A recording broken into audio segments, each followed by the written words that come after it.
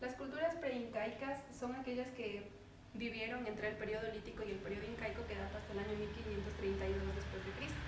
Tenemos tres culturas principalmente de las cuales les voy a hablar hoy. La cultura moche, que habitó el noreste de Perú; la cultura tiwanaku y wari, que habitó en la frontera entre Perú y Bolivia al sur del lago Titicaca; y la cultura nazca, que habitó la costa del Pacífico en la región cercana a Tiwanaku y Wari. Bien, el arte, alfarería y arquitectura en la cultura moche. Los moche estaban dedicados a la fabricación de vasijas, vasos y botellas, en los cuales representaban rostros humanos, también representaban animales y representaban la naturaleza. Los rostros humanos se representaban con la finalidad de enterrar el rostro humano junto a la persona que muriera, pero esto solamente se realizaba en los estratos sociales altos, como los militares o los reyes. Aquí tenemos una representación de un tipo de vasija con un pez, y acá una vasija de igual manera con la representación de una persona agarrando un animal.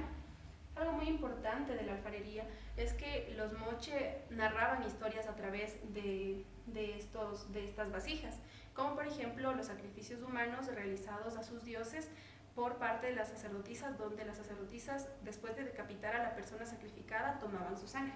Por otra parte, tenemos la arquitectura de la cultura moche, donde predominan dos complejos: la huaca del sol y la huaca de la luna.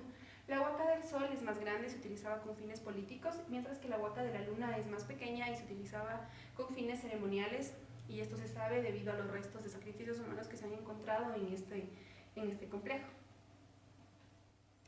En cambio, respecto a la estructura social de la cultura moche, había principalmente en el rango más alto una aristocracia militar, seguida por un gobernador o rey denominado Siekich, que gobernaba sobre los Cariec; los sacerdotes guerreros, que eran encargados de la administración del templo y de rendir tributo al dios Ayapache; y también en la pirámide, en la porción más baja, en la base, tenemos los campesinos, pescadores, artesanos y constructores.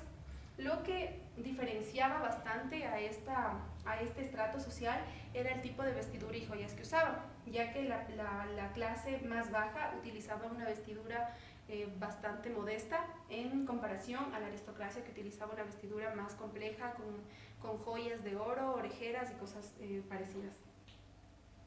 Algo muy importante de la cultura moche eran las prácticas sexuales.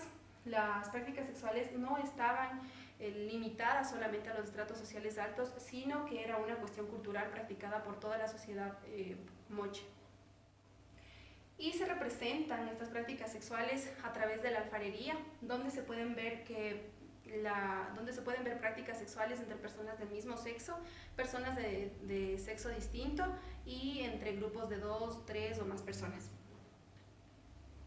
En cuanto a la cultura wari y tiwanaku, ellos habitaron lo que se conoce habitualmente como Bolivia, tienen un origen aymara, y habitaron en una misma región entre el año 500 a 1200. Su dios creador era Viracocha, y ellos creían que Viracocha tenía la capacidad de crear mundos, que fue el creador de su mundo, el mundo del altiplano, y que también tenía la capacidad de destruir mundos. Y se cree a través de relatos que Viracocha creó la sociedad tiwanaku a través de piedras con la ayuda de 2 personas. En cuanto a la clasificación social de Tiwanaku, no existen datos concluyentes, pero sí se conoce que fue una sociedad bastante organizada, donde había una equidad y una repartición de trabajo, y también la práctica de la arquitectura. En cuanto al arte y la alfarería, en la cultura tiwanaku se limitaba a la fabricación de vasijas con fines ceremoniales. Estas vasijas se denominaban queros, y también hacían representaciones en piedra y cerámica. Primero empezaron haciendo representaciones en piedra que tenían formas geométricas, lineales, como por ejemplo ojos cuadrados y bocas rectangulares. Este es un quero. Y por otra parte, cuando se empezó a hacer la cerámica se empezaron a hacer rostros con ojos en forma de media luna y bocas fruncidas. La cultura wari, en cambio, se destacó por la producción de vasijas, platos, máscaras, entre otros, y también por la producción de textiles. La ciudad wari o Pachacamac. Pachacamac era el complejo principal de la cultura wari. Fue construida sobre bases de piedra. Como podemos ver acá, tenemos dos vistas diferentes de cómo es en la actualidad el complejo Pachacamac y de lo amplio que es. Se pueden ver patios interiores dentro de la construcción, así como patios que conectan una región con otra. Finalmente tenemos la cultura nazca. La cultura nazca se desarrolló en la región andina al sur del Centro Cultural Huari y al oeste del Centro Cultural Tiwanaku. Su centro cultural principal se denominaba Cahuachi. Estos son los restos de lo que queda de Cahuachi, y aquí vivía la aristocracia militar y la familia y los reyes. Por otra parte, los nazca también crearon un complejo denominado Necrópolis, que en la actualidad se conoce como Cementerio de Chagualilla.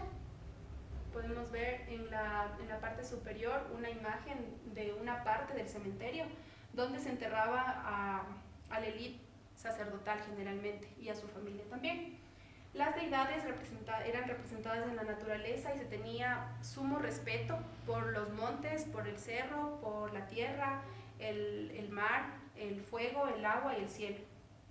Finalmente tenemos las líneas de Nazca. Las líneas de Nazca eran representaciones lineales muy complejas y muy grandes que hicieron los Nazca y que se encuentran en la actualidad, están localizadas entre Palpa y Nazca en Perú.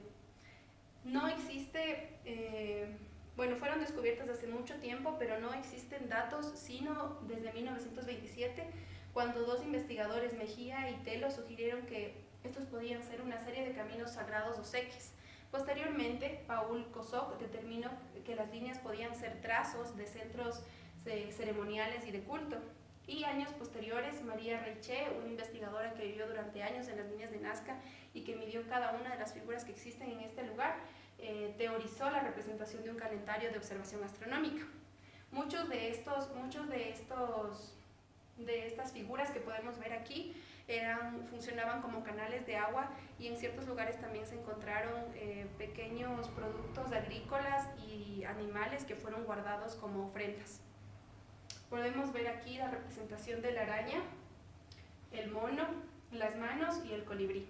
Muchas gracias.